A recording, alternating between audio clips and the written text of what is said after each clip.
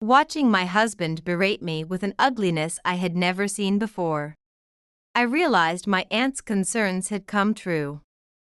Despite thinking we were fine, my husband had changed because of money. Seeing him like this, I knew I couldn't continue our marriage. My name is Gina. I'm a typical housewife in her 40s.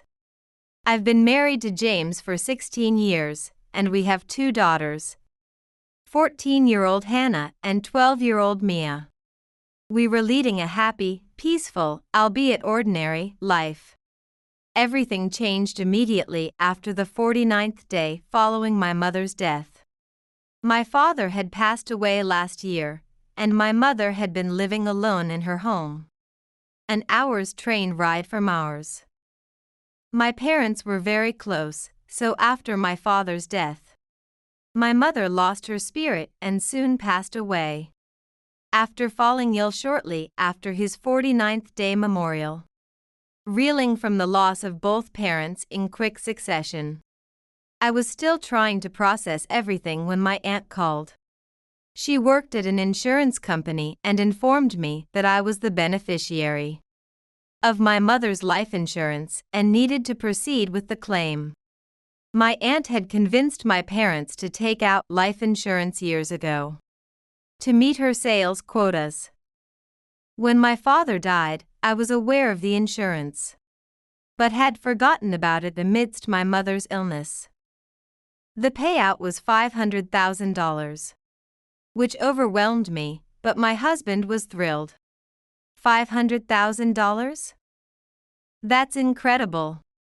Yeah, I was surprised too.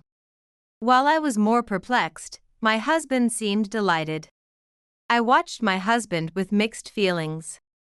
It's money your mother left behind. We have to use it wisely. Right, but she just passed away. I can't think of using it for anything right now.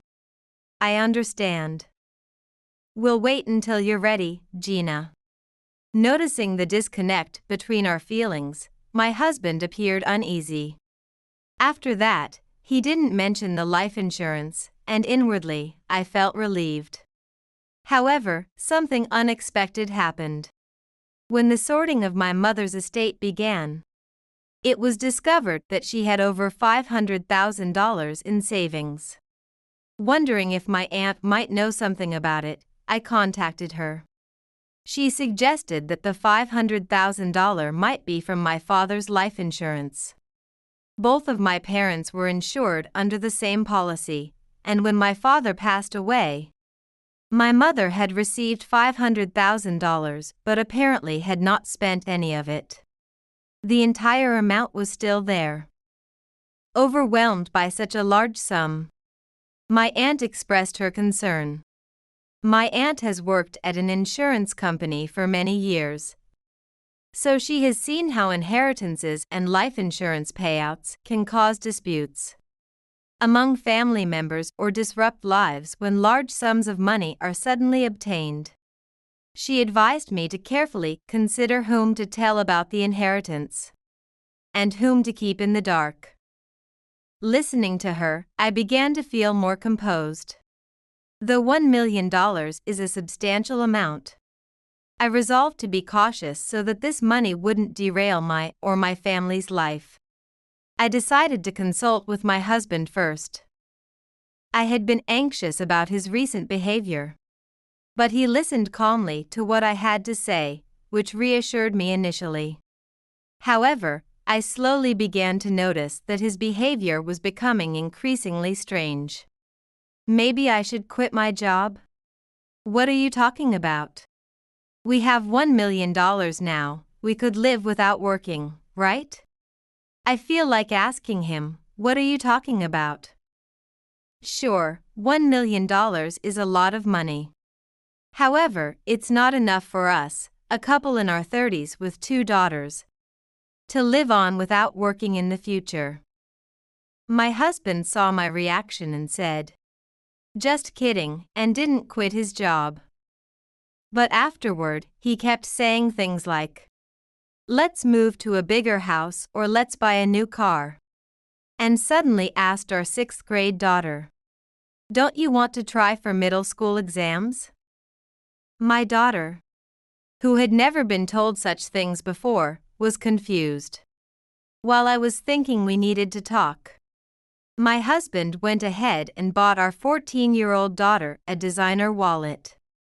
That was popular among teenagers and promoted by influencers, costing $500. Although she had said she wanted it, both my husband and I had said no. She seemed to accept it as just making a casual remark, and didn't think she would actually get it. However, he bought it anyway.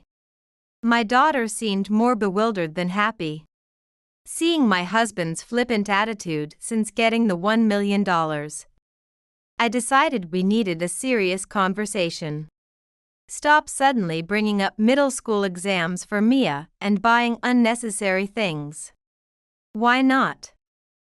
I was thinking of Mia when I said it. And the wallet isn't unnecessary. Hannah wanted it, right? And neither the car nor the house is unnecessary. Even if you talk about middle school exams in the fall of 6th grade. It's only bewildering. Mia has already visited the club and promised her friends they would join the brass band. Hannah doesn't need a wallet that costs $500. And didn't we just buy a car 2 years ago? Our house is fine as it is. James seemed eager to spend the money since we had it, wanting to upgrade our lifestyle. The property listings he brought all had rents over $10,000. Our annual income hasn't reached $1 million. We just happened to come into a large sum of money. If we followed his ideas, the money would be gone in no time. I was determined not to change our standard of living. But James just couldn't understand my feelings. With $1 million, we can afford to spend a little. I would agree if it were after 10 years of using the car, or if our daughter actually wanted to take middle school exams. But this is different. If we spend money without planning, $1 million will disappear quickly. There's no way $1 million would just disappear, Gina. You're exaggerating. I was exasperated by my overly carefree husband's remarks. I often get told I'm too serious, and while I found his optimism charming, this time it was just too much. You brought home listings for a place with a rent of $10,000, right? That's $120,000 a year. In 8 years, that alone would eat up $1 million. So what should we do with the $1 million? Just leave it untouched? I'm not saying we shouldn't use it, but it's important money left by my parents. And I want to use it carefully. I promised to use the money for our family and to always consult with my husband before spending, telling him I didn't want to think about it any further right now.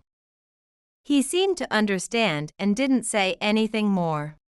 However, about a week after our conversation, he started asking, "Have you decided how to use the money?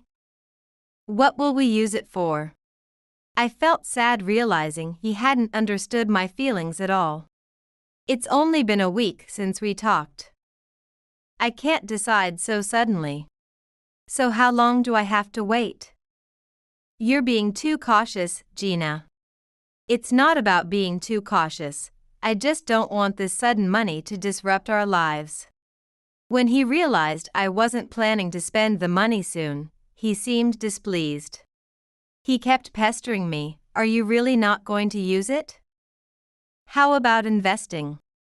I felt stressed by his attitude and started responding nonchalantly. However, he didn't like my casual responses and nearly stopped talking to me altogether. I started to regret inheriting the estate, even considering donating it, when one day, James came home in a good mood. Sitting down, he shocked me with his news. I bought a house for us to live with my father and sister. We'll move when it's finished. What are you talking about? A house to live with your father and sister? I didn't hear anything about this. Well, I'm telling you now. He said it casually, but I was filled with disbelief. That money was legally mine, not his. I never intended to use it solely for myself. But for him to spend it without my consent was unacceptable. Additionally, I had asked my husband to keep quiet about my inheritance from his parents, as I find them difficult to deal with. They have made intolerable comments to me. A mother of daughters only, saying things like, "You're not a complete mother unless you have a son," or describing my mother, who passed away shortly after my father, as a woman who could only depend on a man. My husband is well aware of this. His sister, who still lives at home and follows idols, does not do household chores and doesn't contribute financially to the household. Living with his parents and sister would clearly be a struggle, and I didn't see it benefiting our daughters. I rushed to check the bank account where the inheritance was, but the passbook that should have been there was missing. A chill went through me as I realized James had indeed spent the money without my permission. Returning to where James was, he was smiling. Seeing that, I felt an indescribable fear. After 14 years of marriage, he seemed like a stranger. "You've always said you wanted to use it meaningfully for the family. Living with my mom will add people to help with the kids. And if we pay for the house in one go, we won't have to pay rent ever again. It's a good use of the money, right, for me, you, and the kids? If it was a good use, why didn't you consult me first? Why did you take the passbook on your own? Don't make it sound so bad. What's yours is mine, right?" Hearing his words, I felt my affection for him cooling rapidly. I realized that no matter what I said, it wouldn't get through to him. Enough already. That was my inheritance, my money. You had no right to use it without my permission. Of course, that's your true feeling. It was right of me to take the passbook. You never intended to let me use the money, did you? You planned to keep it all for yourself. James yelled at me with an intensity one had never seen before. I wondered how things had gotten to this point. But it was the moment I realized I could no longer continue with this man. "If you oppose living with my parents, then let's get a divorce." "Fine. Let's divorce." James seemed to have been bluffing, not truly intending to go through with it. When I easily agreed to the divorce, he appeared to be shaken. "Are you really okay with that?" "Divorce, really?" "Yes, I'm fine with it. If we divorce, you won't be able to live in the house that's being built. Are you okay with that?" I had no problem with not living in a 3-generation household with his parents and sister. Besides, a question had occurred to me. James had claimed he bought a house, but I suspected it might be a lie. "Are you sure you're okay with this? You might regret it." "What? Regret? There's no way I'll regret this," James said confidently. Later, he said, "I can't live with you anymore." Packed his bags and left the house. The next morning, as soon as the bank opened, I went to check the account and found that all the money was still there. Indeed, James's claim that he had already bought the house was a lie. Despite having the passbook, I had suspected that he couldn't withdraw such a large amount from my account without my consent. I reported the loss of the passbook and requested the bank to temporarily suspend the account and reissue a new passbook. The divorce proceedings concerning property division and child support were progressing smoothly without much dispute. However, a week after James left, he called me in a desperate tone. Gina. Help me. What? What's going on all of a sudden? Help me. James seemed to be panicking, and no matter what I asked, he just repeated, "Help me." Confused, the call was then taken over by a man. According to him, someone at the bank had contacted the police after seeing a man trying to withdraw money with a passbook under an account that had been suspended. The bank staff had been suspicious because the man also had a power of attorney document which wasn't supposed to be there without the account holder's presence. As a result, James was being questioned by the police inside the bank. I was shocked that James would do such a thing, even though we were planning to divorce. The man I knew wouldn't do something like this, but it seemed he had been driven mad by money. I was asked to come in for more details, so I rushed over. At that moment, I contacted my brother-in-law, who is a very competent lawyer. James had always been complexed by him, getting upset whenever I talked to my brother-in-law, who, unlike the rest of his family, had little interaction with them despite living nearby. Reluctantly, I had to ask for his help as he was the only one I could rely on. My brother-in-law answered the phone immediately. Gina? It's been a while, what's going on? Brother, I'm sorry to call suddenly. I'm in a bit of trouble. I briefly explained the situation, and my brother-in-law believed everything while being surprised. He said he would come to the bank right away. Gina, I'm truly sorry about our family. No, I'm sorry for the sudden call. Don't worry about it. It's good that you called. When I arrived at the bank, I was surrounded by the bank employee who had handled the account suspension and police officers. James looked diminished and relieved when he saw me, coming over with tears in his eyes. Gina, help me. If this continues, I'll be arrested. Tell them that we agreed to withdraw the money as a couple. James pleaded pitifully. The passbook was taken without my consent. The account's funds were not his to claim. I had no recollection of writing a power of attorney, and such a document would normally require my signature. When I asked the bank, they mentioned that my signature was written on the power of attorney. The forgery was so poorly done that I couldn't help but laugh. Explaining the situation as it actually happened would certainly lead to my husband's arrest. When the police officer asked, "Is this your husband?" I wanted to say no, but unfortunately, we were still legally married. I was taken to a separate room to explain the situation in detail. Although I felt sorry for causing trouble, both the police and the bank staff sympathized with me.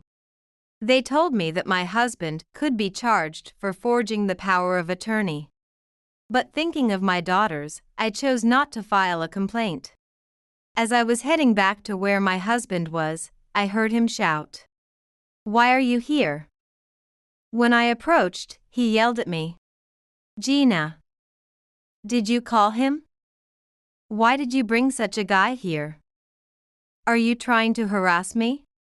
The only one harassing here is you. You took the passbook and tried to withdraw money without permission, which is not acceptable even if the other party is your wife. Shut up. It's none of your business." His outburst was so intense that a police officer had to intervene. However, James's agitation didn't subside. "You must have been having an affair with my brother. You planned to use the inheritance with him, didn't you? That's not true. I don't believe you. I've been deceived." Despite the lack of any factual basis for his accusations, and knowing that my brother-in-law, who has been happily married for 20 years, would never do such a thing, James refused to believe it. Officer. I am the victim here. I've been deceived. Enough. You're the one who did something that could have gotten you arrested. And now you're trying to shift the blame without even apologizing. Whether it was the scolding from my brother-in-law or the fear of being handed over to the police, James calmed down. After finalizing our discussions about child support, I presented him with the divorce papers. Please don't involve yourself with me or our daughters ever again. Whatever you do from now on is none of my concern. And I don't want to be called as your wife anymore. Facing cold looks from me, my brother-in-law, the bank staff, and the police officers, James quietly signed the divorce papers. Afterwards, my brother-in-law said, "I'll take responsibility for getting him home." I submitted the divorce papers to the city hall right away, and our divorce was finalized.